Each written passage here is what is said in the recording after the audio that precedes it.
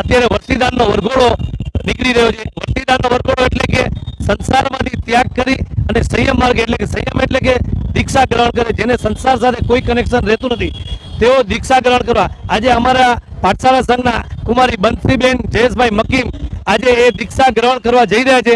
એમનો પહેલા આ વર્તીદાનનો વરઘોડો પ્રતિક રૂપે હોય છે, એ વર્તીદાનનો વરઘોડો અત્યારે નીકળી રહ્યો છે। આ વર્તીદાનના વરઘોડામાં એ લોકો બધી વસ્તુ એટલે કે કપડાથી માંડીને પૈસા ને બધાનું ઉડાડે છે અને એનું વર્તીદાન કરે છે।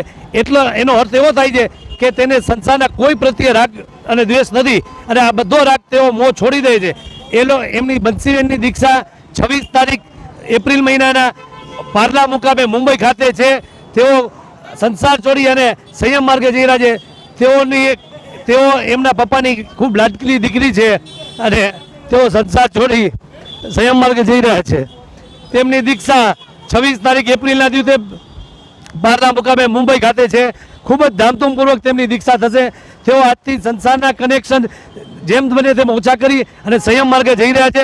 આજે વર્તીદાનનો વરઘોડો બપોરે 2:30 વાગે અષ્ટોત્રી પૂજન છે, સાંજે 7 વાગે સંધ્યા ભક્તિ છે અને રાત્રે 8 વાગે પાઠશાળામાં તેમનો વિદાય સમારંભ છે। આ રીતે આખા દિવસનો પ્રોગ્રામ છે।